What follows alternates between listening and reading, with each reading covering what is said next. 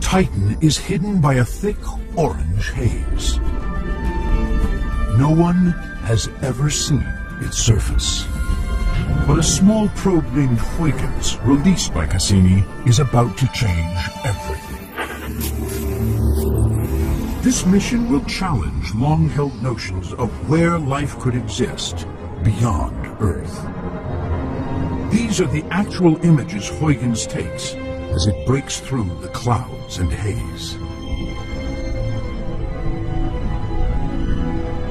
Titan is a land of mountains and valleys, a place that looks surprisingly like Earth. Then, images reveal something no one expects. The surface is littered with smooth rocks, the type normally found in riverbeds on Earth. My response was shock. We look out on the surface and we see what looks like a desert. And at the same time, the data from the probe told us that the ground around the site was wet. Hundreds of miles overhead, Cassini's radar sweeps the surface. The images show a landscape covered with what appear to be hundreds of lakes. This one covers an area of 6,000 square miles, about the size of Lake Ontario, one of the Great Lakes. It's a surprising discovery. It's the only world, other than the Earth, that has a liquid on its surface. But what exactly is this liquid? Titan is minus 290 degrees Fahrenheit. If it's water, it should be frozen solid. Then, one of Cassini's instruments analyzes the infrared light reflected off the lakes. The readings are consistent not with water, but with liquid methane and ethane, substances that on Earth are volatile, flammable gases. The data from Cassini are so detailed, scientists can imagine what it would be like to stand on this cold, distant world.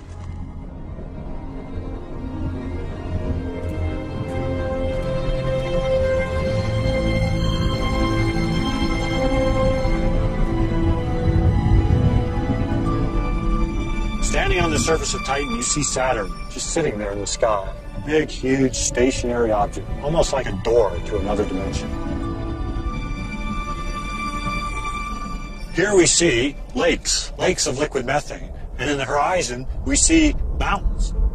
These are mountains made of ice, made of water ice, frozen so hard that it acts like rocks. The features that we see in them are carved by the liquid methane that's forming these lakes. Looking across the horizon on Titan, you might see a thunderstorm or a range of thunderstorms coming at you.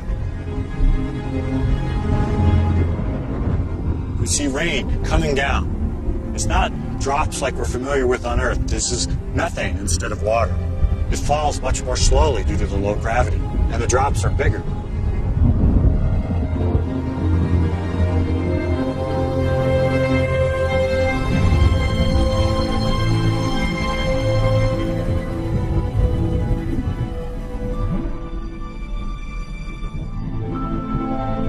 So what are the implications of finding a liquid flowing on Titan's surface for a scientist like Chris McKay?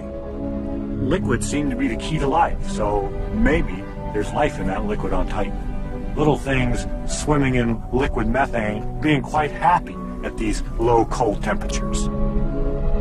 There's no evidence that living things like microbes exist in these lakes. But if such evidence were found here, it would fundamentally change perceptions about life beyond Earth.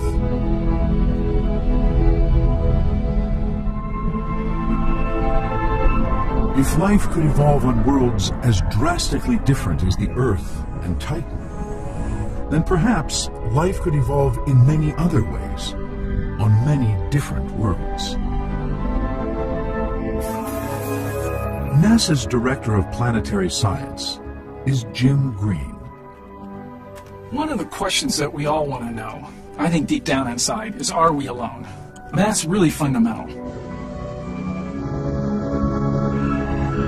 Jim is at the forefront of a global effort to understand whether the conditions for life exist beyond our planet.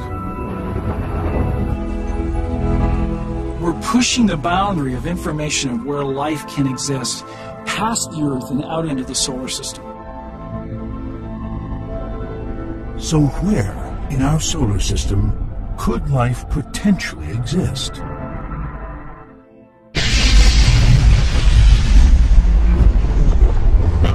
Heading out from the Sun, the first planet is Mercury. It's an extremely hostile environment.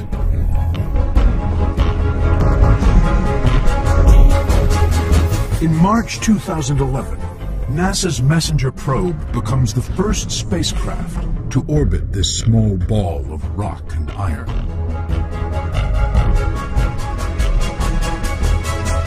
These are some of the first images sent back. 3 times closer to the Sun than Earth is, Mercury bakes in 800-degree heat on its side facing the Sun, while on the night side, temperatures plummet to minus 290. Mercury is the ultimate desert world. Life of any kind here seems unlikely.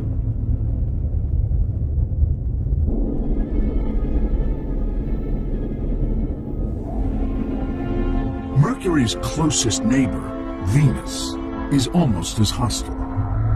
Though nearly twice as far from the Sun, temperatures here exceed 880 degrees.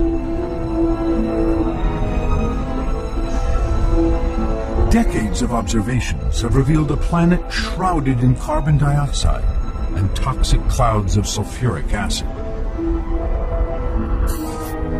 These radar images reveal thousands of ancient volcanoes on a surface hot enough to melt lead, and with an atmospheric pressure that is 90 times greater than on Earth. It is hard to imagine that anything could live down here.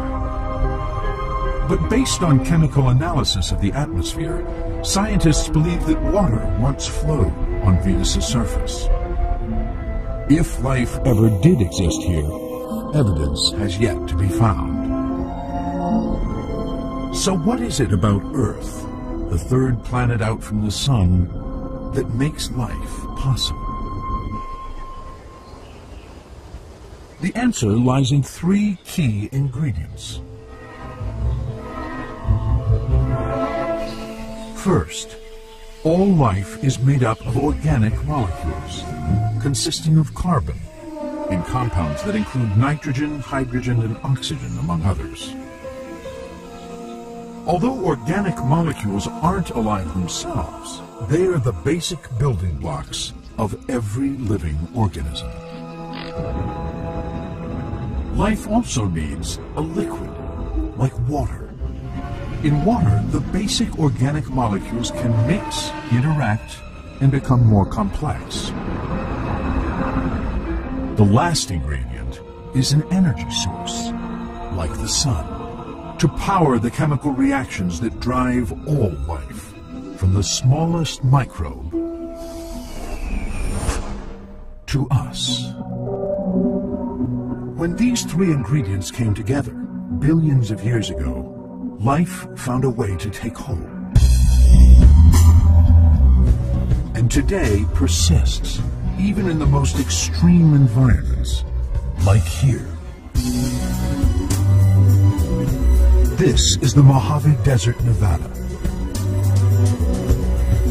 It is one of the hottest, driest places on our planet. This part of the desert is particularly interesting to me because it's the driest part. There's an axis of dryness here. If we go either east or west, it becomes wetter. Surprisingly, even here, with only a foot of rainfall a year, all 3 ingredients for life are present. The rocks provide just enough shade to prevent water from evaporating completely. Underneath the white rocks, we can find the most amazing thing. We see this layer of green. This is bacteria.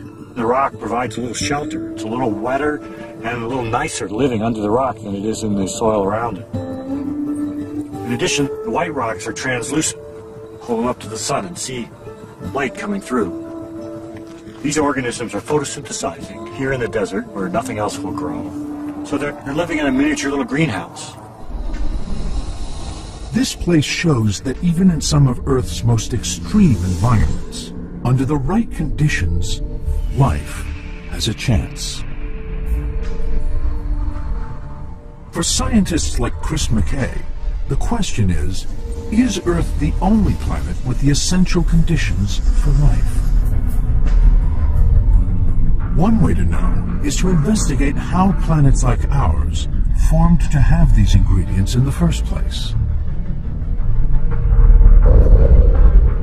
That story starts 4.6 billion years ago with the birth of our solar system.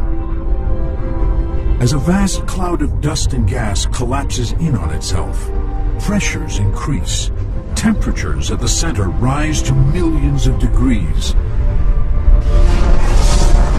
until energy from the early sun blasts away some of the cloud. This lights up the young solar system, revealing the beginnings of planets. The mystery has always been, how did this spinning cloud of dust become the massive planets we see today? How does one go from microscopic grains to golf ball sized things? And how do golf ball sized things go from there to 10-meter sized things? How do those go to planetary embryos? And there's a lot of steps in there we don't quite understand. Many scientists believe the answers are hidden in asteroids. The oldest rocks in the solar system, leftover debris from its earliest days. In 2003, the Japanese probe Hayabusa sets out on an audacious mission. The goal? To land on an asteroid, collect samples of dust, and then return them to Earth. The target is asteroid Itokawa. A third of a mile long and speeding through space at 56,000 miles per hour. Landing on it would be like trying to hit a speeding bullet with another speeding bullet. Hayabusa in Japanese means falcon, and the idea was to do like a falcon grabs a rabbit, swoop down, sort of just touch the surface, get your sample, and go. In 2005, 180 million miles from Earth, Hayabusa makes contact. It stays just long enough to grab a sample. It will take 5 years before Hayabusa returns asteroid dust to Earth. But in the meantime, using lasers on board, Hayabusa takes measurements of Itokawa's size and mass. These allow scientists to determine the asteroid's internal structure. What they discover could be a blueprint for how planets like Earth first formed. It's not one solid lump of rock, but in fact it consists of a pile of smaller rocks of many sizes, all the way from houses down to dust grains. If we could see inside asteroid Itokawa, this is what it would look like. A loose mixture of smaller asteroids that are held together by gravity. Maybe 40% of the internal volume of the asteroid is empty space. You probably could just take your hand and just go like this and just push it down into the asteroid. Is this the first step in building rocky planets like Earth? Asteroids are just not lumps of rock. These are the basic parts or building blocks of planets. Over hundreds of thousands of years, asteroids like Itokawa continue to collide, growing bigger and hotter. As their gravity increases, they attract even more asteroids, until eventually, as temperatures rise, they become spheres of rock with hot, molten cores. protoplanets. Computer simulations suggest that within 10 million years of the solar system's birth, up to 100 protoplanets ranging in size from our moon to Mars were orbiting close to the sun. So why does the solar system look so different today? This is Proto-Earth, 4.5 billion years ago. Planetary geologist Stephen Mojzsis believes this world was very different from the one we see today. Looking at the surface here, this landscape is dominated by lava, black and blasted by impacts. Underfoot we find mostly basaltic rock. It is the frozen product of molten rock. These planetary surfaces weren't molten boiling cauldrons, but instead, for most of their early histories, they were solid and cool. The atmosphere is thick with carbon dioxide and laced with sulfuric acid, the result of intense volcanic activity. The embryonic Earth would have an atmosphere denser than the one we have, and a sky yellow and red and thoroughly unbreathable to us. How does this toxic and inhospitable world eventually become the Earth we know today? Ironically, it will take a cataclysmic event to create a planet capable of harboring life.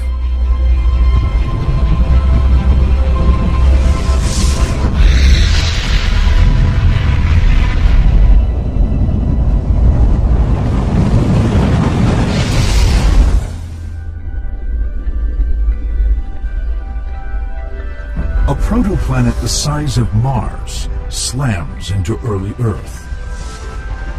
The collision is so violent, it melts the surface, creates an even larger planet, and blasts molten rock back into space that will coalesce and eventually form our moon. Earth isn't the only planet that gets transformed by giant impacts. Over tens of millions of years, all the protoplanets of the early solar system repeatedly collide, becoming larger bodies with each impact in a destructive game of planetary billiards. This process eventually formed the 4 rocky planets seen today: Mercury, Venus, Earth, and Mars. And so the final planets that we have today are really the ones that won the competition, and that some planets were literally destroyed or thrown out of the solar system, and others survived to be here today. Sarah Stewart is a planetary scientist. She's trying to determine how these impacts created a habitable world. There's some magic set of conditions that has to occur in the solar system to give you an Earth-like planet. Figuring out what happens when a massive planet the size of Mars hits Earth is no small feat. It requires smashing things together at extremely high velocities. We want to simulate what happens when materials strike the Earth at very high speeds. What we can do in the lab is study little pieces of the process, and using the information we gather from many experiments, we build computer models that try and recreate the whole event. This requires a special piece of hardware, a 20-foot cannon, that uses an explosive charge to fire projectiles at up to 6,000 miles per hour. At the other end is a pressure chamber, and the target, representing a planet like Earth, wired up with precision sensors. We have a 40-millimeter gun that launches 100-gram bullets into rocks or ices, and we study what happens as that shock wave travels through the material. The gun is set to fire.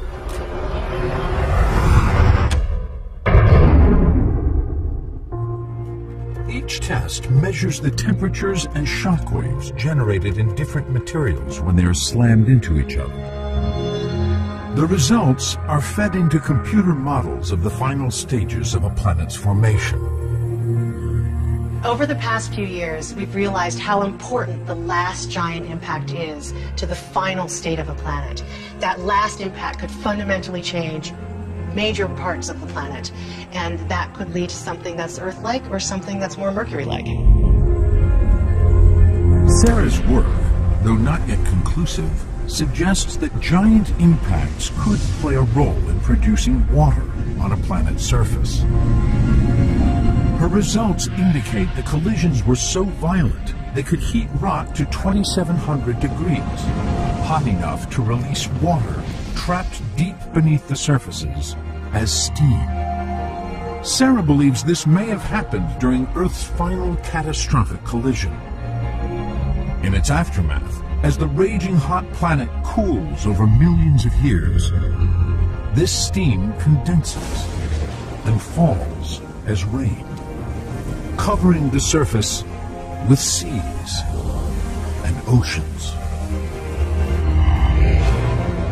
If this hypothesis is correct, then several million years after forming, Earth has two of the three ingredients needed for life: water and energy from the sun. But what about organic molecules, the chemical building blocks of life? How did they get to Earth? Some scientists believe the answer may lie in the furthest reaches of the solar system. Beyond Jupiter, Saturn, Uranus, and even Neptune. Here, 3 billion miles from the Sun, is a vast ring of comets and other debris called the Kuiper Belt. Like asteroids, comets are remnants from the dawn of the solar system. But as well as rock, they are also made of ices that only freeze this far from the Sun. Astrobiologist Danny Glavin and his team think comets are the key to understanding how the final ingredients necessary for life arrived on Earth. The reason that comets are so important to study is that they really are windows back in time. These things formed 4.5 billion years ago, before the Earth even formed. And so we're looking at the chemistry in these objects that was frozen in time. But analyzing actual comet material, when the closest sample is more than 3 billion miles away, is a major challenge. Fortunately, icy comets occasionally fly in closer to Earth. As they approach the Sun, comets warm up and the ice starts to vaporize, spitting out tiny particles of ice and dust. So when you're looking at a comet in the sky, what you're actually seeing is predominantly the tail. You don't see that tiny rocky ice nucleus because it's being dominated by the sublimation of ices and rocks. So you see that long tail and the solar wind, which is just dragging it for millions of miles behind.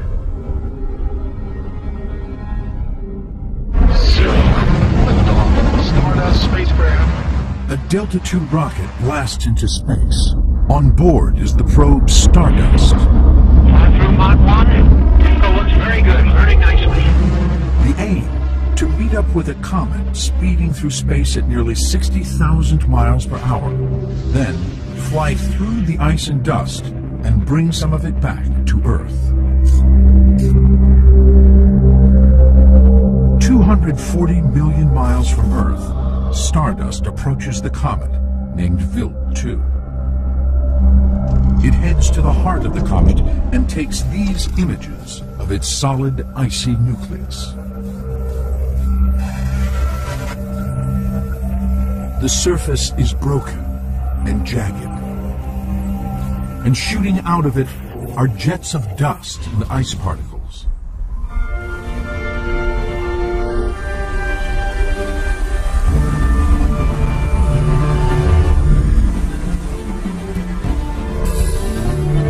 Astronomer John Spencer is an expert on objects from the outer solar system. The cometary surface is pretty treacherous. We have crazy spires that may be several hundred feet high. We have overhangs, we have upturned layers where the surface really seems to have been torn apart. This is a very, very bizarre landscape. We have a surface that is mostly black, but scattered around within that we have fresh ice. We see a mostly black sky because the atmosphere is almost negligible.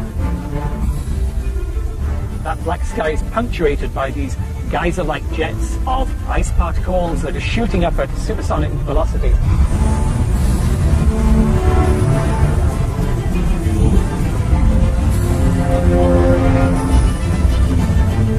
These icy geysers bombard stardust. These particles hit at almost 14,000 miles per hour, 6 times faster than a speeding bullet. Stardust survives intact. And on January 15th, 2006, the samples return to Earth. The samples fell down on Utah, and boom, we had the first comet sample materials. And there were astrobiologists all over the Earth that were, kind of screaming inside because we knew this was our first chance to actually analyze comet material.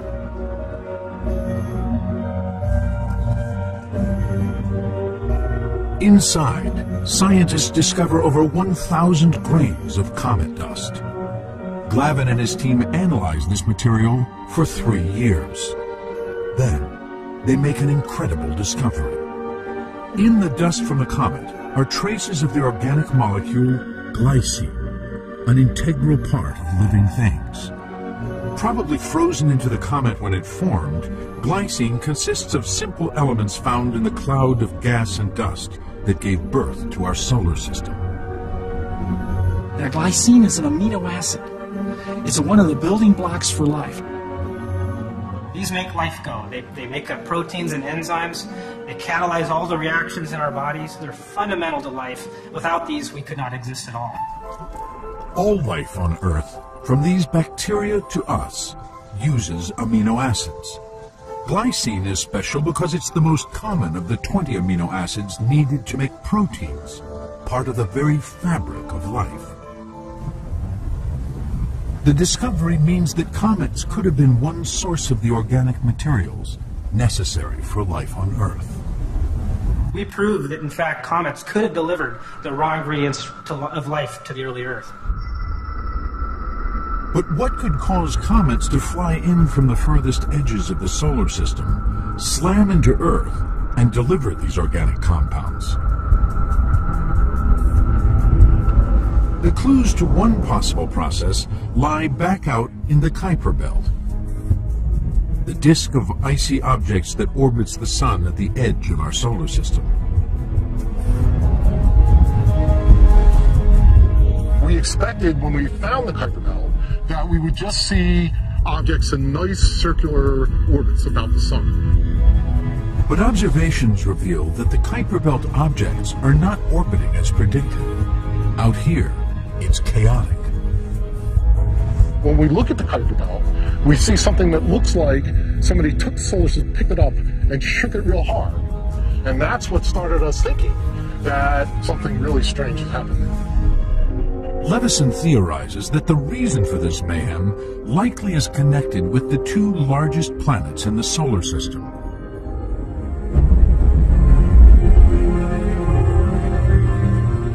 Jupiter is so big it could swallow more than 1,300 Earths.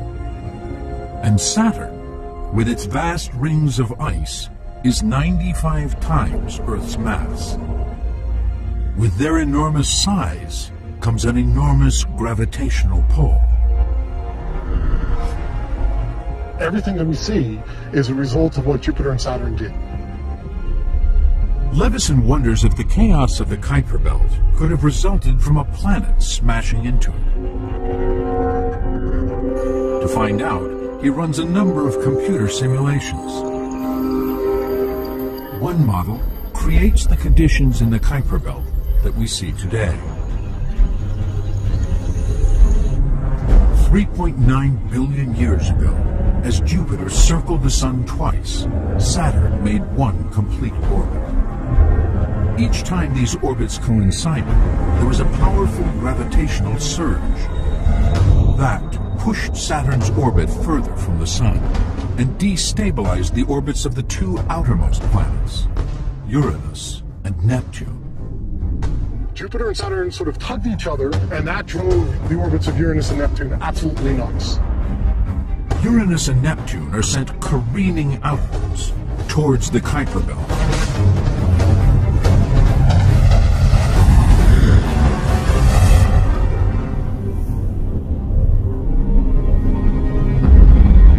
Comets ranging in size from a mile across to objects the size of Pluto are blasted out of their orbits by the planetary invasion. The disk went kaplowy. Think of it as sort of a bowling ball hitting bowling pins. These things got scattered all over the place. The end result is a 100-million-year period when comets, kicked out into the solar system by Uranus and Neptune, smash into anything in their path. It's a period scientists call the Late Heavy Bombardment. Earth doesn't escape.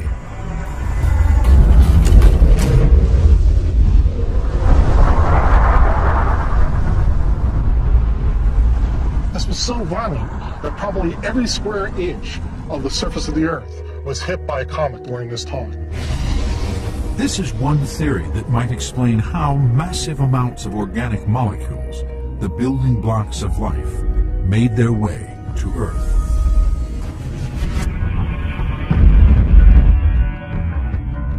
Possible evidence of the Late Heavy Bombardment can be seen on the surface of other planets and moons in the solar system. Impact craters.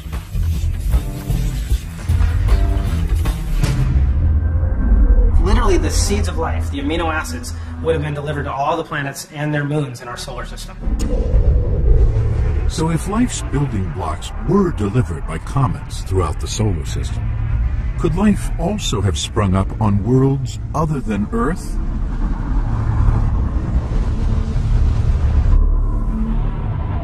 It is unlikely that living organisms exist today on Venus or Mercury, as space probes have found no evidence on these planets of the other vital ingredient life needs, liquid water. But what about Mars?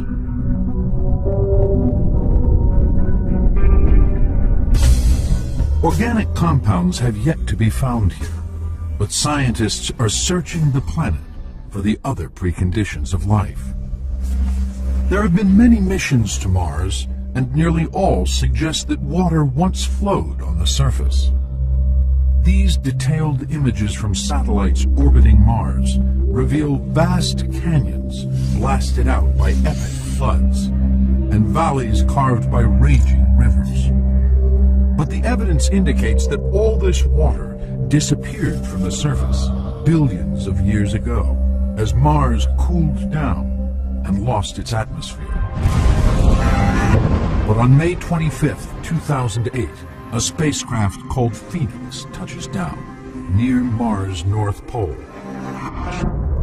Digging a few inches down, it exposes a white material that vaporizes after a few days. Soil analysis reveals it is water ice. We landed 68 degrees north. Poof, just a few centimeters below the ground, there was a layer of ice.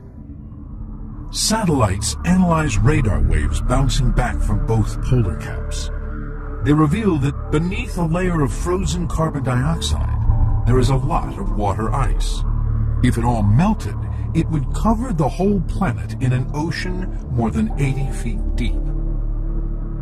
When we look at Mars, and we see the reservoirs of water there, it's completely surprised us in terms of the amount of water and how much water is actually trapped underground. The same satellites orbiting Mars are discovering that buried ice is also widespread beneath the desert floors. When we look at Mars, we see what looks like a desert world with no water. But in fact, Mars has lots of water. It's ice. Mars is an ice cube covered with a layer of dirt. But this doesn't mean that finding life here is imminent. Ice doesn't melt the same way on Mars as it does on Earth. The atmospheric pressure here is 150 times lower than ours. It's impossible for water to exist as a liquid at the surface. Ice on Mars behaves like dry ice does on Earth. A piece of dry ice on Earth goes directly from the solid ice to vapor. It doesn't form a liquid. That's why we call it dry ice. On Mars, the pressure is so low that water ice does the same thing. No liquid water on the surface of Mars today means that vital chemical reactions cannot take place. It seems impossible that life could exist there. But could it exist in the buried ice itself? An expedition to one of the coldest places on Earth is looking to answer that question. These are the dry valleys of the Antarctic, one of the world's most extreme deserts. Here, beneath a layer of dry dirt, is buried ice similar to Mars. If life can exist here, could it exist on Mars too? We're doing in the Antarctic exactly what we want to do on Mars. We drill down into this Mars-like soil, we collect Mars-like ice, and we look for what we hope are Mars-like microorganisms. At the point where the dirt meets the ice, the team discovers a thin film of liquid water. And when they look at the samples under a microscope, to their surprise, there is something moving. We're finding at the ice there is life, which is quite remarkable. Microorganisms thrive in this thin film of water, but only for a short time. They spend most of the year frozen and dormant, and they're only active for a few weeks each summer when temperatures get warm. On Mars, summer temperatures at the equator can reach 70 degrees. Could the buried ice melt here and create conditions similar to those found in the Antarctic? We may be able to find conditions where the ice is close enough to the surface, close enough to the equator, that even under today's conditions, there's a small chance of liquid water and life. If probes were to find liquid water on Mars, it would be an extraordinary discovery. But water alone does not equal life. There is a better match today between conditions that we know can support life on Earth and conditions that we know either exist or once existed on other planets within our solar system. But that still begs the question, what conditions are required for life to emerge in the first place? How does this process of genesis, life emerging from non-living material, take place? Are the conditions that once existed on Mars adequate for that? We don't know. We simply don't know. So how could scientists find out if life is possible below Mars' surface? One recent discovery, still open to debate, provides a clue. Measuring wavelengths of infrared light, a NASA telescope on Earth detects something mysterious in Mars' atmosphere. Evidence of methane gas. It's an intriguing find. Some methane gas on Earth is produced by geological activity, like mud volcanoes. But most of the methane found in our atmosphere is a waste product generated by microorganisms. Methane has a very interesting connection to life in many ways. It could be a product of life. It could be something that life has made, evidence of life. Well, the discovery of methane was really one of the fabulous discoveries that have come out just in the last several years. New observations by the Keck telescope suggest that certain areas on Mars are releasing thousands of tons of methane gas every year.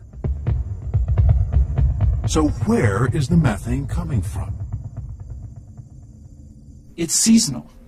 We seem to have more methane emitted during the summer season on Mars than we do at any other time.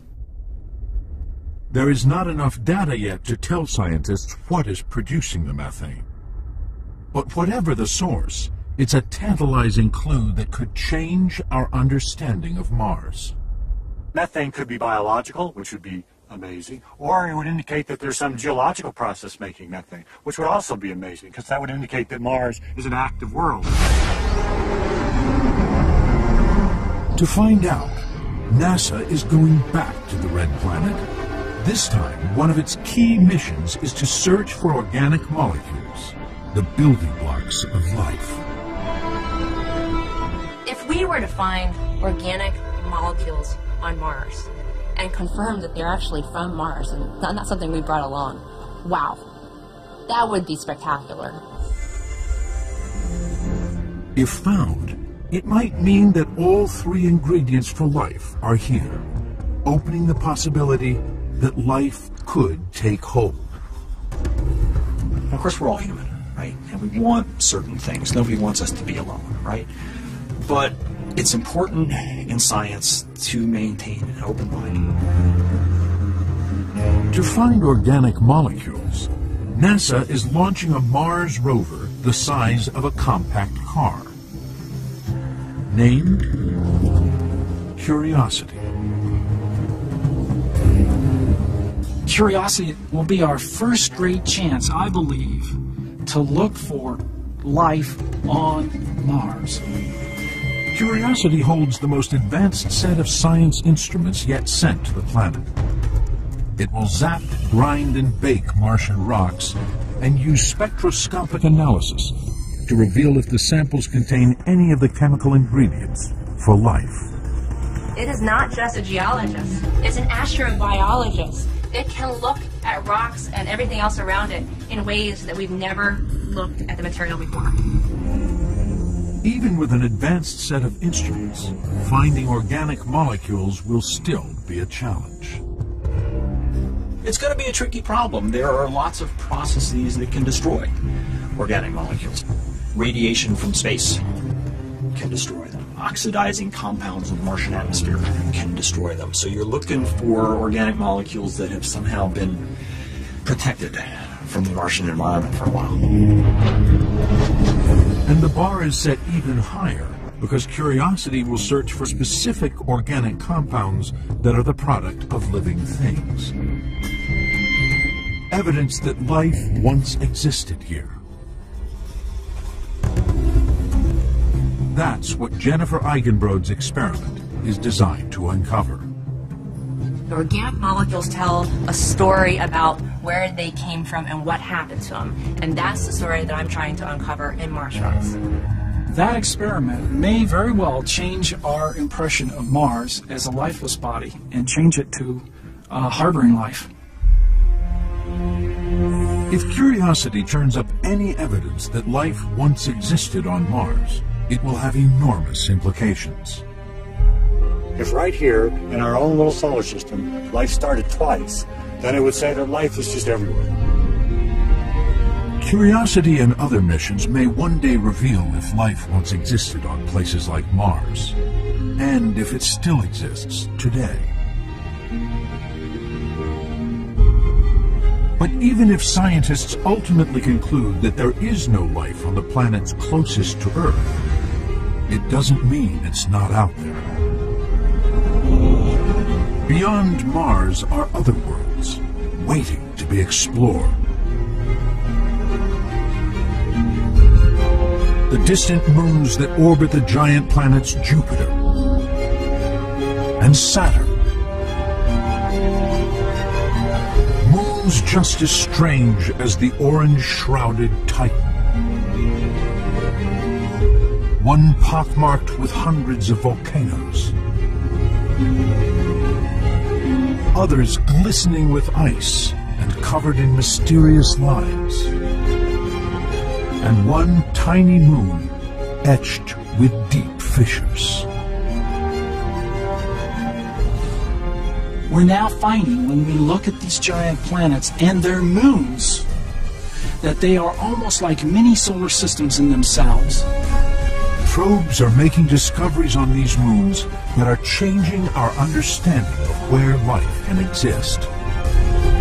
They're finding evidence of new sources of energy. hidden oceans of liquid water, and organic molecules blasting into space. And far beyond these worlds, scientists are exploring entire new solar systems around other stars.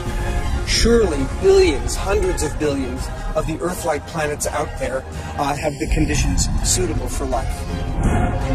As scientists race to explore these distant places with more and more advanced technologies, they are finding that the conditions for life are not exclusive to Earth, and that the natural forces set in motion here might be active elsewhere, in our galaxy and beyond.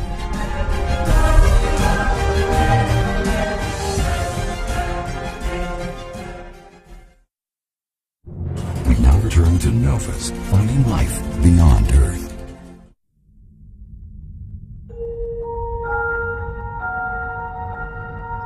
Are we alone in the universe? This age-old question is yielding some provocative new answers. Recent discoveries suggest that the conditions for life might be more prevalent than ever imagined. Science fiction didn't tell us in any way, shape, or form what we're finding out now. Missions to our neighbor Mars are revealing evidence that water, a key ingredient for life, may be present. Mars has lots of water. Mars is an ice cube covered with a layer of dirt. And probes are finding the essential chemical building blocks of life in unexpected places. Literally, the seeds of life would have been delivered to all the planets and their moons in our solar system. But what about the colder outer reaches of our solar system and beyond? Could life exist out here, too? New missions are revealing strange worlds, moons that could have vast oceans concealed beneath miles of ice. Landscapes littered with hundreds of active volcanoes. So now, the zone where life could possibly exist has expanded out from Earth to the outer reaches of the solar system. And places where jets erupt hundreds of miles into space. We could hold in our heads evidence for extraterrestrial life. And the same epic forces that gave birth to our solar system are at work throughout the universe. Tens of billions of planets are estimated to be orbiting other stars in our own galaxy alone. Could there be an Earth-like planet among them? We will find habitable worlds for sure, if not this week or next month or next year, sooner or later. Finding life beyond Earth. Up now on Nova.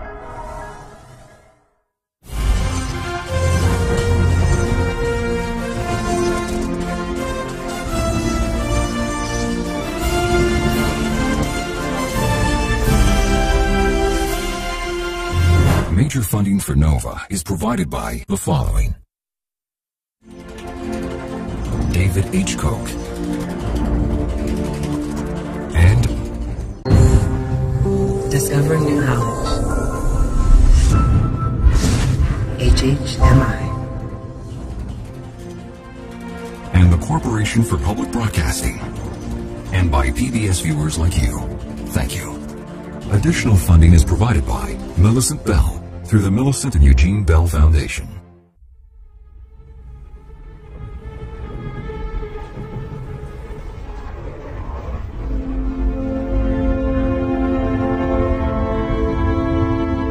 The possibility of life beyond Earth is a tantalizing idea, long prompting our species to wonder if there are other worlds where life exists.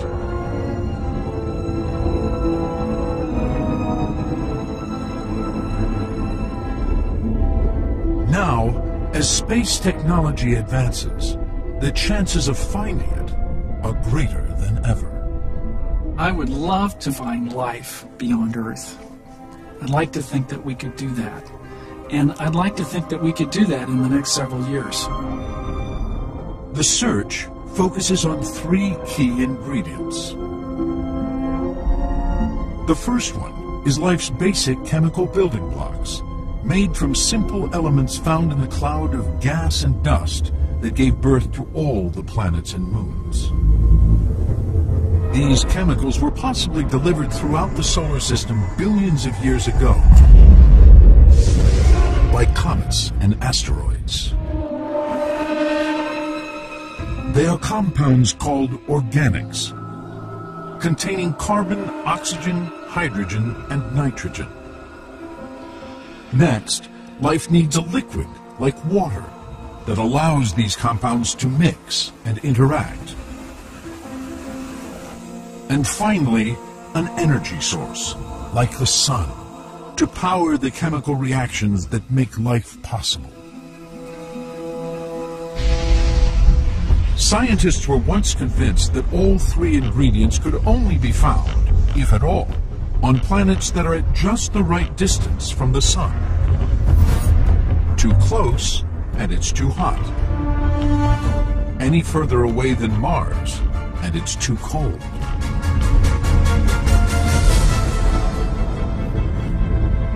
But now, missions to the outer solar system are calling this assumption into question. This is Jupiter, as seen by the space probe Voyager 1, launched decades ago to explore the outer solar system. 500 million miles from the Sun, it seems unlikely that life could exist out here in such extreme cold.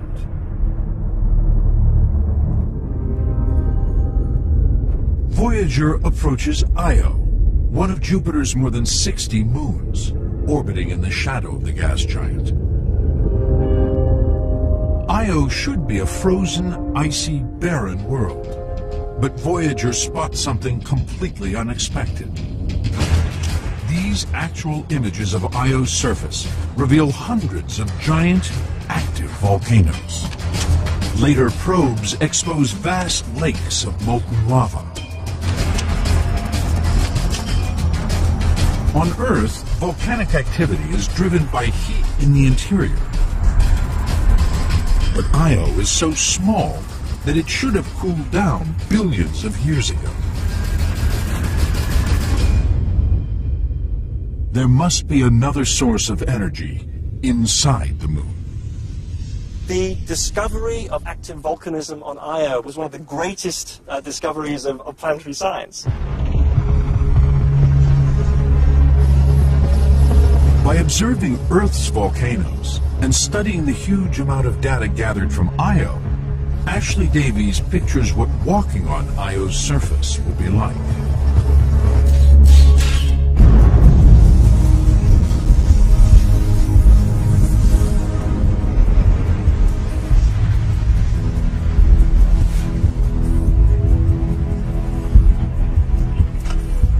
Walking across the surface of Io, it's a very, very hostile environment.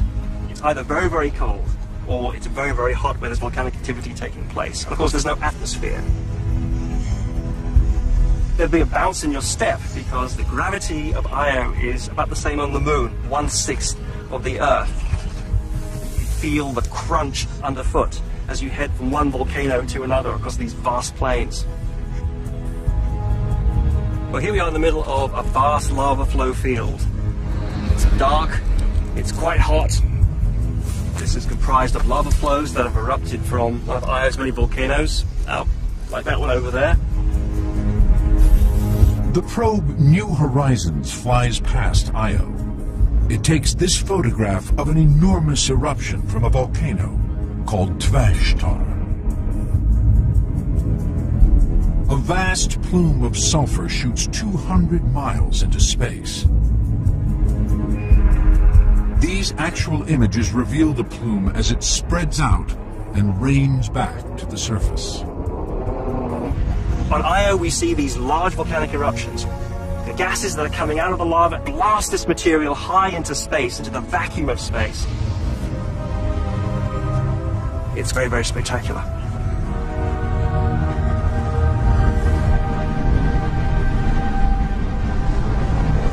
What could be generating so much energy in a moon that should be frozen solid? And where is the power coming from? The key to understanding Io's volcanic activity is its parent planet, Jupiter. Io orbits Jupiter in a slight ellipse rather than a circle. With every orbit, Io experiences gravitational pushes and pulls from Jupiter and other moons.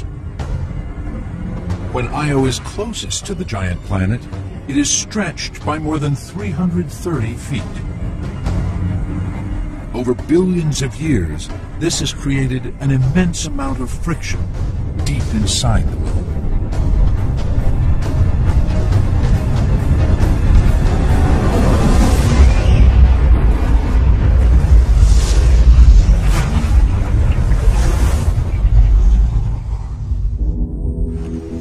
This continual flexing of the satellite, it's like bending a piece of metal, it heats up. And this is the ultimate source of Io's volcanic energy and its volcanic heart. The powerful tidal force generated by the massive gravitational pull of Jupiter creates an alternate source of energy far from the warmth of the sun.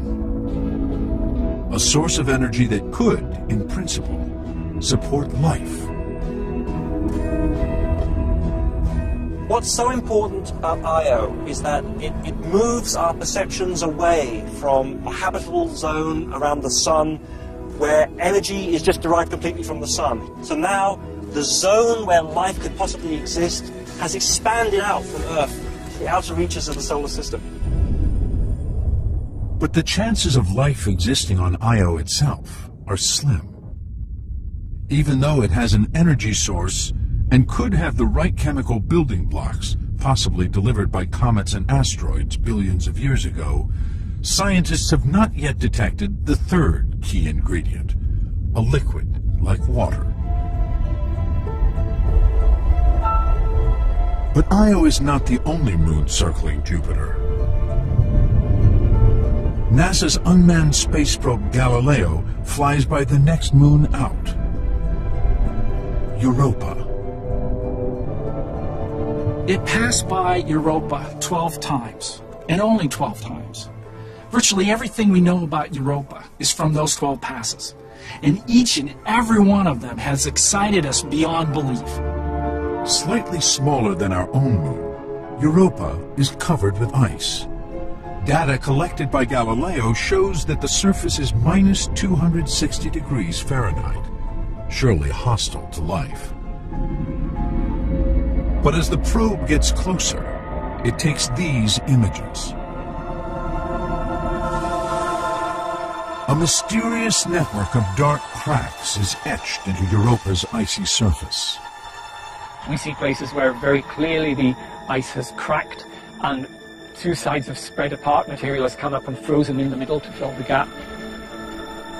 In addition to the dark cracks, the probe also reveals vast, jagged areas of ice that appear to have melted, broken apart, and frozen back together again.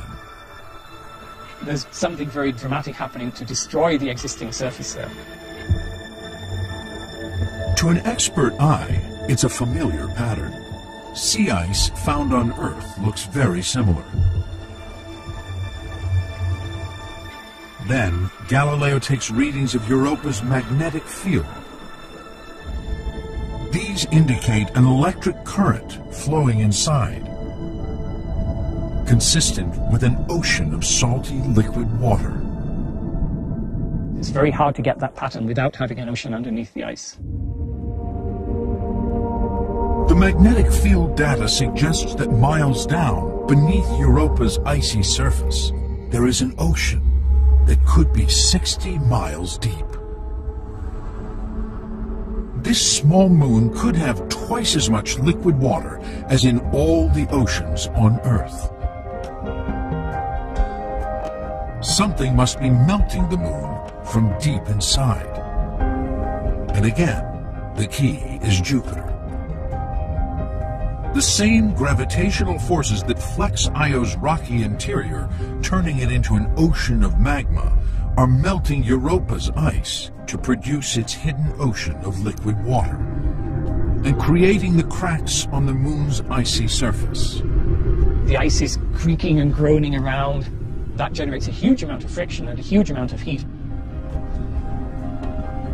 But the question is, could anything live in this cold liquid ocean, concealed beneath miles of ice, where there is no energy from the sun?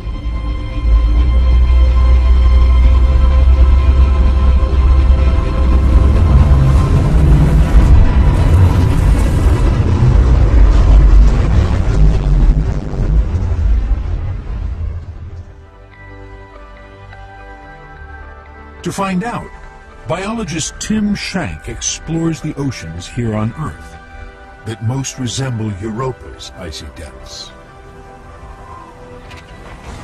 200 miles from the North Pole, Tim sends robots to search for life. 12,000 feet beneath the Arctic ice sheets, where the sunlight never reaches. Exploring the deep Arctic Ocean is not unlike exploring another planetary body in our solar system. You have to deal with immense pressures, temperatures, extremes where life might exist. Here, volcanic activity is pushing apart the sea floor. Scientists believe that something similar may be at work under the ocean on Europa. We believe it has a rocky core. That rocky core is under tidal forces and influences, and it's flexing also, just as the rest of the planet does. And that heat has got to go somewhere. On the restless floor of the Arctic Ocean, Tim's robots discover evidence of an extremely hostile environment. Volcanic vents are spewing out water that is superheated to 700 degrees and laden with toxic chemicals like hydrogen sulfide.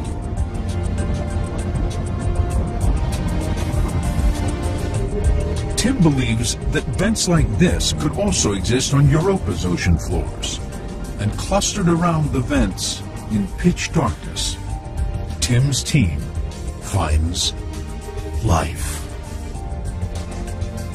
We discovered new forms of life, microbes that cover miles of the seafloor there. There's life even in the coldest waters, in the deepest regions of our polar oceans that we didn't know about before.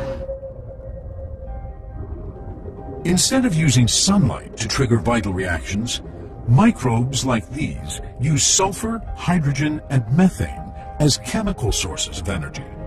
And the microbes form the basis of an extensive food chain. The discovery of life here raises the possibility of life on Europa. It's clear to me that the basic components, the basic elements, the chemical elements that we need for life are on Europa. There's nothing that I can think of, no component that's missing from the European Ocean. I would be surprised if we didn't find life there, really.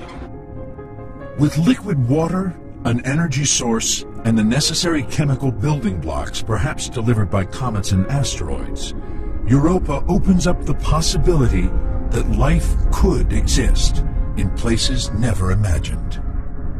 And so the moons, as they go around the planets, are generating heat, melting water, creating under ice shell oceans, and producing a potential environment for life. That is a revolution in our thinking.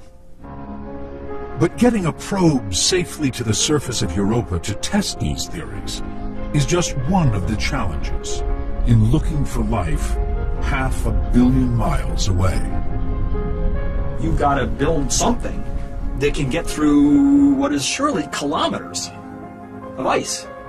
That's hard to do on Earth. Then you've got to have something that can swim. You know, I mean, it's going to happen. I would love to live to see it, but it's a tough one. Europa isn't the only intriguing place this far out in the solar system. Could similar conditions exist on other moons, orbiting other planets, even further away from the Sun? One mission launched to find out is the probe Cassini. It is heading for the ringed planet, Saturn, 1 billion miles from the Sun. Its mission: to explore Saturn, find out how its vast rings formed, and investigate some of its more than 60 moons. Cassini's mission from the outset was to investigate everything we could about the Saturn system. It is a major exploratory expedition. Cassini gives scientists their best view yet of this mysterious planetary system. Cassini was outfitted with the most sophisticated suite of scientific instruments ever carried into the outer solar system. There's cameras, spectrometers. It is really the farthest robotic outpost that humanity has ever established around the Sun. 7 years after launch, Cassini finally enters orbit around Saturn. These images reveal the rings in unprecedented detail. They stretch out across hundreds of thousands of miles, yet in places they are just tens of feet thick. Using its instruments to analyze wavelengths of reflected light, Cassini confirms these majestic rings are made of billions of shining particles of almost pure water ice. They range in size from a grain of dust to the size of a mountain. After nearly 8 months collecting data of Saturn and its rings, Cassini makes its way to one of the closer moons.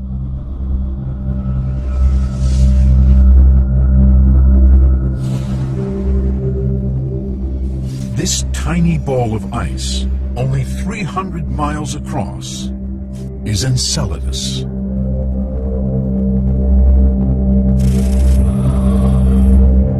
These Cassini images reveal a glistening white surface, unlike any other of Saturn's moons.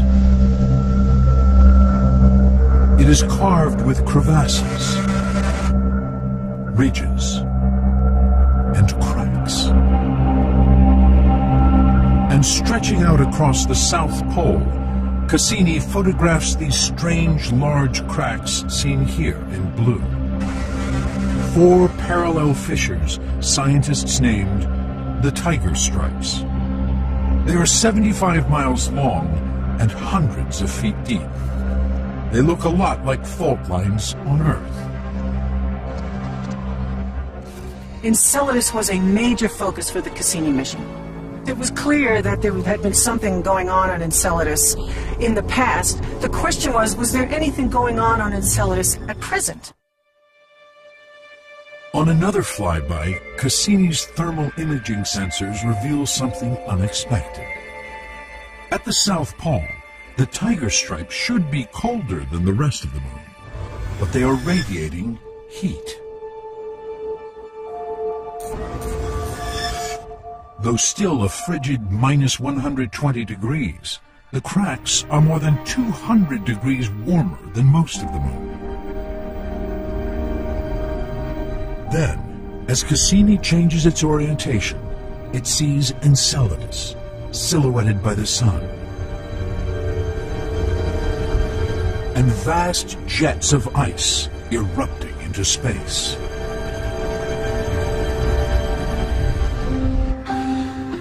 These actual images reveal the jets are blasting hundreds of miles out from the Tiger Stripes. Carolyn and her team are stunned. Never did we expect that we were going to see something like a whole forest of jets shooting hundreds of kilometers into the sky above Enceladus. It was like nothing we'd ever seen before. Could Enceladus also have an internal energy source, like Io and Europa? Scientists believe that when Enceladus orbits the massive Saturn, friction from gravitational forces causes it to heat up, melting ice in the moon's interior in the same way as on Europa. They believe the jets consist of liquid water, vaporizing and freezing as it meets the cold vacuum of space. They shoot upwards at 1,200 miles per hour. Enceladus is being flexed as it's orbiting Saturn. That's like flexing a paperclip. It creates heat inside, and we think the heat maintains the liquid under the surface. Excited by this discovery, the team programs Cassini to fly through the jets and collect particles. After several fly-throughs, Cassini's spectrometers detect in the jets some of the basic chemical building blocks of life. That was tremendously exciting to find, because not only do we think there's liquid water there, not only is there an enormous amount of excess heat, but we also have organic materials. And that's the trifecta that we are looking for, the three main ingredients for a habitable zone. But could this strange and alien world actually support life? Carolyn imagines what it would be like to hunt for the answer on the surface of Enceladus.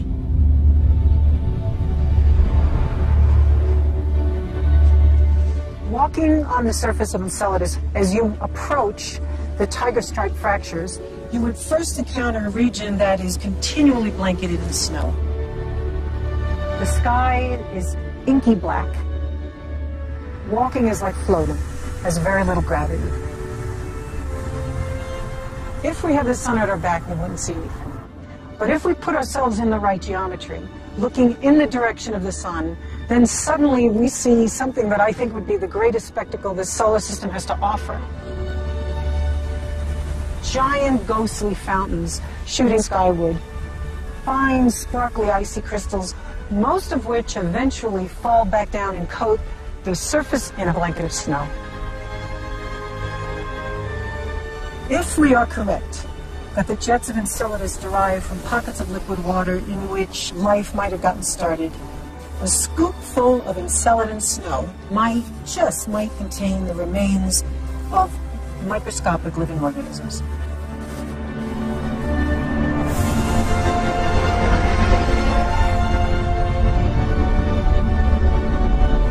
Since Cassini's instruments cannot detect the signatures of life itself, there is no evidence yet of microscopic organisms in these jets.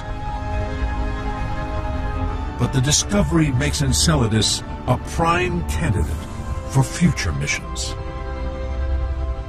To me, it's like there's a sign on Enceladus that says, free samples, take one.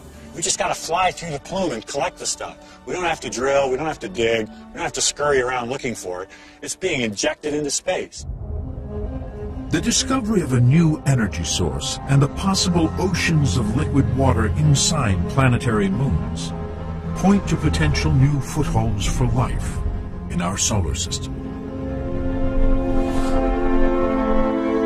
Meanwhile, discoveries here on Earth are revealing that life can withstand an even wider variety of conditions than previously thought.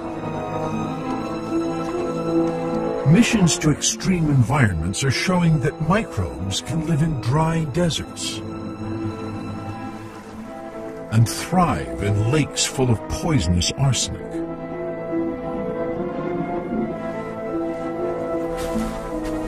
Bacteria survive in slimy colonies on cave walls dripping with sulfuric acid, living off noxious hydrogen sulfide gas.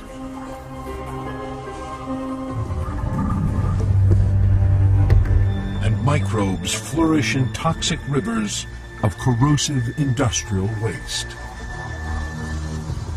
We now know it's possible for microorganisms to exist in these large acidic and even poisonous regions. The more we look at the extreme habitats on Earth, the more we find life there. We're pushing back the limits of where life can live all the time through our own discovery.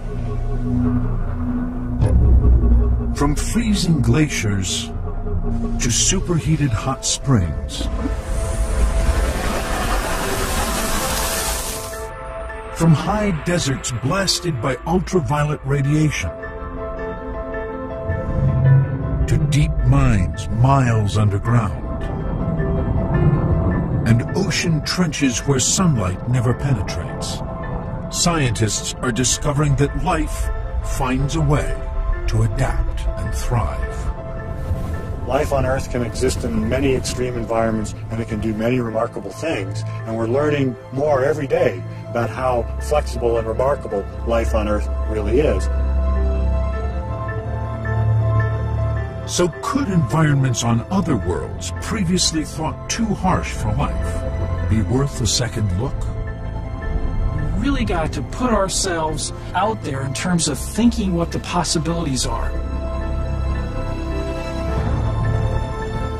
When we first started looking for life on other worlds, we were looking for Earth-like conditions, okay, where we got to have water, got to have an energy source, got to have carbon. But to me, the number one question, the big question, is there another type of life on another world somewhere in our solar system? So Chris wants to know if life could develop in new ways, perhaps even using different kinds of chemistry, then could even the most inhospitable places offer surprising new footholds for life? One such place is one of Saturn's moons, visited by the space probe Cassini, Saturn's largest moon, Titan. Cassini detects organic building blocks in the atmosphere, and the spacecraft's radar reveals something mysterious beneath clouds at the South Pole. It looks like a lake of water. Further flybys reveal it's just one of hundreds scattered across both the North and South Poles. It was exciting and mysterious to see all these different lakes and to try to understand what's going on. Titan is the first world other than the Earth known to have a liquid on its surface. But at minus 290 degrees, this liquid can't be water.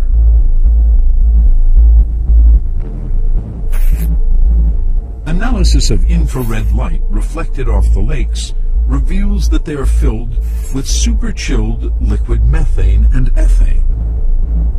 On Earth, these hydrocarbons are gases we use as fuel. Data now reveals that methane on Titan carves river valleys, forms clouds, and even falls as rain. Liquid methane acts a lot like water on Earth.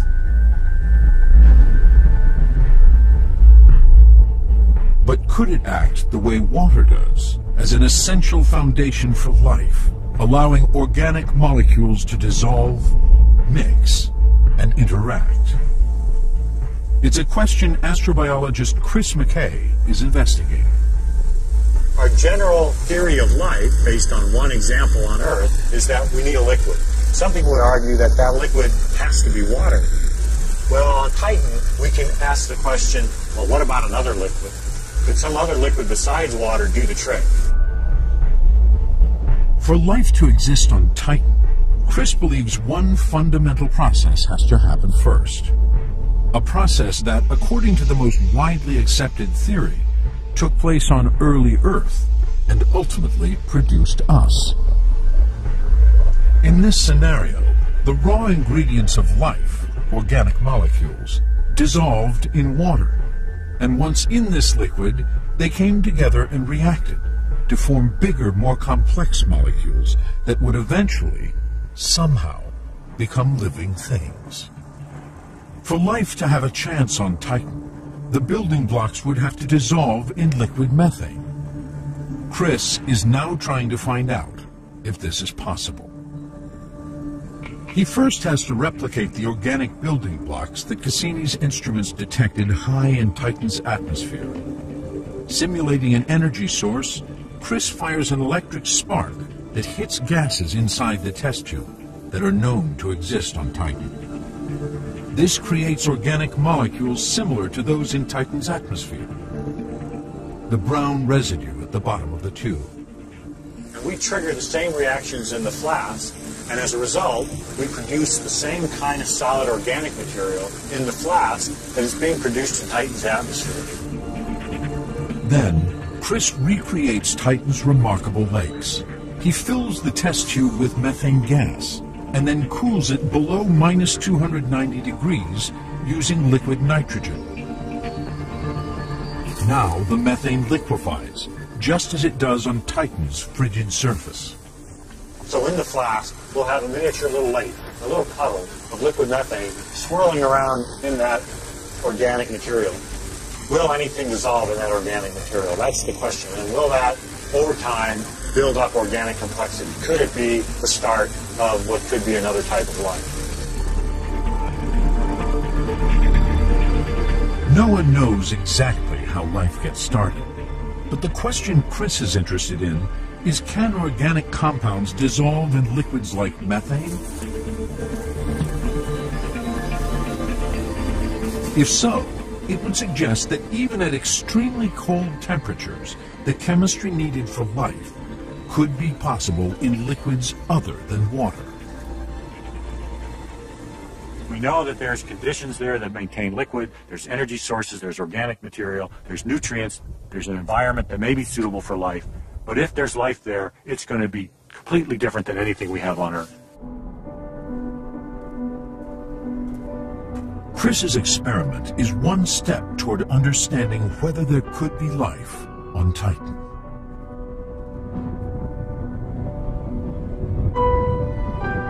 To me, the most exciting possibility is that there's life on Titan, because then that would show not just that life started twice, but it started twice in very different conditions. It would show us that life is a natural process that's going to pop up on many different worlds, many different planets, or on many different stars. Titan, Enceladus, Europa, and Io show that even within our solar system there are places where some scientists believe life could potentially gain a foothold. Might be extreme life, might be life that we've never seen before in terms of its structure, its composition. But we're now realizing that those environments could harbor life. The three vital factors, energy, liquids, and chemical building blocks, are more widespread than has ever been realized.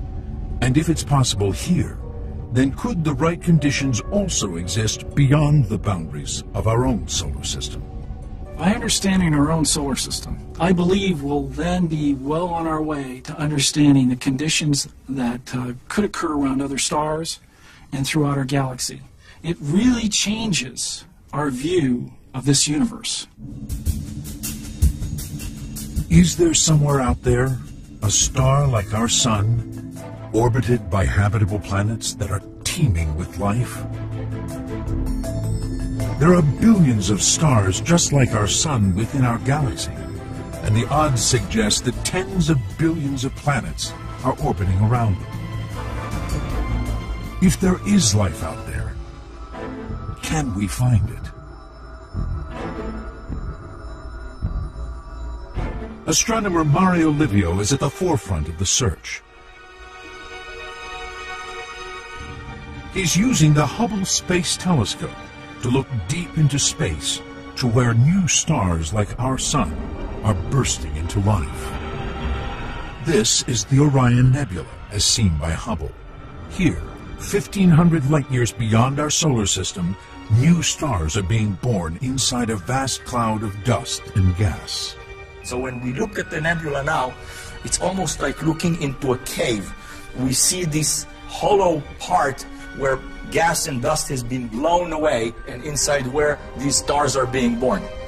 And right inside, among all the shining stars, is what looks like a small dark smudge. In fact, it is a young sun, surrounded by a dense disk of dust and gas, more than 50 billion miles across. This smudge represents the dawn of a new solar system. In this case, we see the disk edge on, and therefore the disk completely obscures the light from the star, and this is why you don't see the star. Other images show similar disks tilted to reveal the star at the center. These spinning clouds of matter may one day form planets and moons, as particles of dust, ice, and gas collide and clump together. This is the same process that is thought to have created the planets of our solar system. Hubble has revealed that swirling disks like this are extremely common. The fact that we see these very often tells us that these raw materials from which planets form are very, very common. And so that planetary systems form probably around most stars. But do these young solar systems produce Earth-like planets containing the right ingredients needed to sustain life? Astronomer Josh Eisner wants to find out. He has come to Mauna Kea, Hawaii, to look at the clouds of gas and dust in more detail. We'd really like to understand, are there building blocks of life there? Are things that we associate, at least with life on our planet, available for planet formation around other stars? Analyzing gas and tiny bits of dust from hundreds of light years away is no simple feat. It requires instruments of great sensitivity and precision, the Keck telescopes. 14,000 feet up on the summit of a dormant volcano, these twin telescopes are among the most powerful on Earth. Josh uses both of them together. And with a spectroscope to analyze infrared light emitted from inside the early solar systems, he can tell what they are made of. We're actually trying to map a detailed picture of the dust and what that hot gas is made of. Is there water vapor there that might get incorporated into an atmosphere one day or into an ocean one day? His findings are encouraging. In some of the distant solar systems, Josh is detecting evidence of carbon, oxygen, and hydrogen, 3 key elements needed to produce the chemical building blocks on which life depends. Even more intriguing is that in some disks, those ingredients also appear to be at the right distance from their stars to form planets with Earth-like qualities.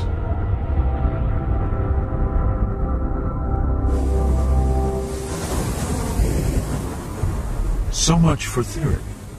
The question is, do such planets actually exist?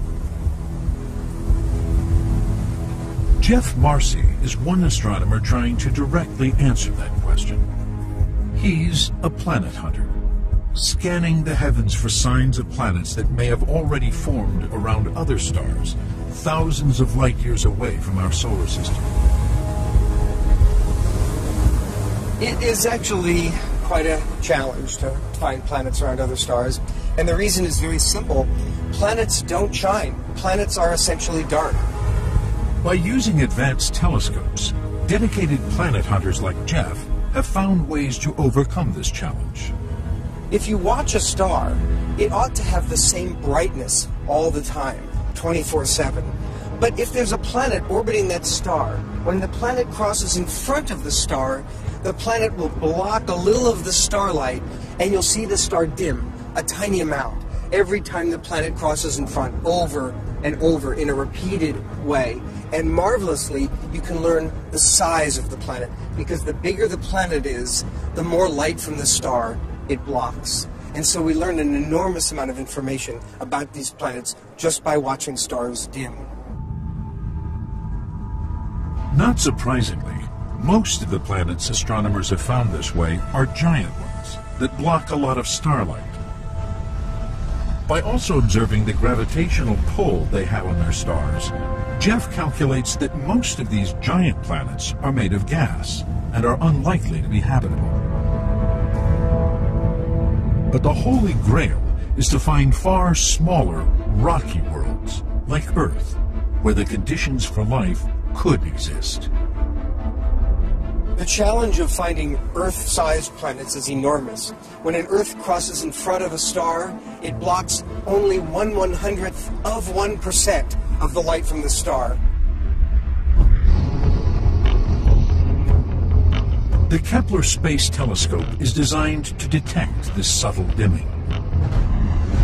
Its mission, to focus on one tiny spot of space and scrutinize 150,000 stars for signs of planets the size of Earth.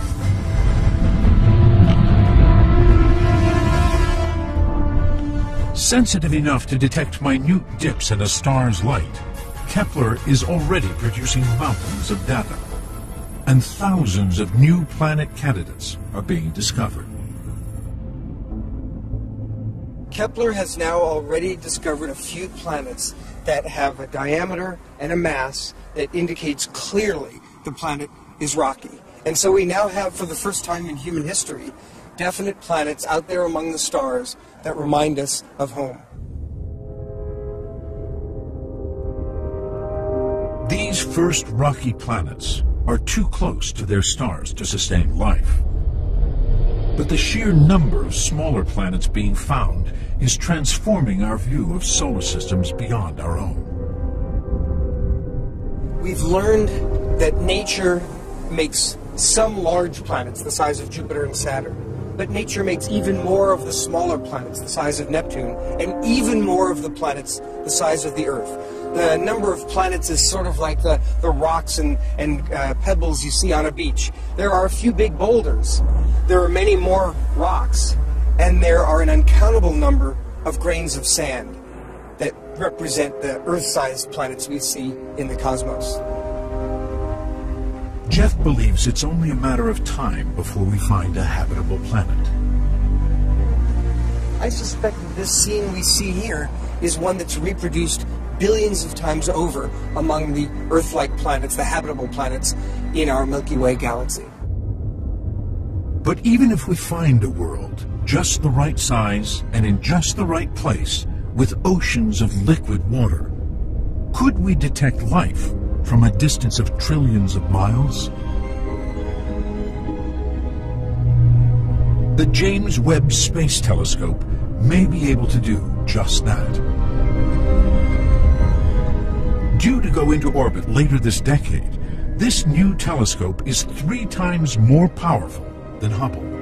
It will be able to analyze starlight passing through the atmospheres of the closest Earth-like worlds, looking for the telltale signs of life itself.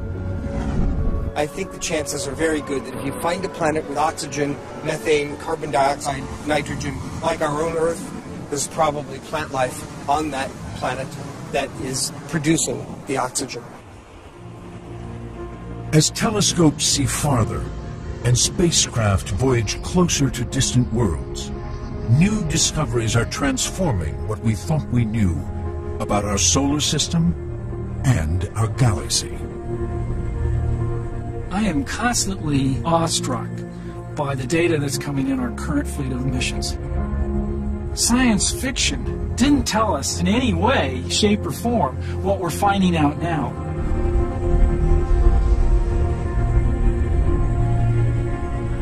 Years from now, people are going to look back on this as being the golden age of exploration of the solar system. You can only go someplace for the first time once, right? And we're doing that now. Scientists are finding organic molecules, the raw ingredients that life needs to take hold in our solar system and beyond. I think we'd be naive to think that this chemistry and life here on Earth is the only place that's happening in the universe. I mean, the fact is we've got billions of galaxies, trillions of star-forming environments that probably have the same chemistry going on.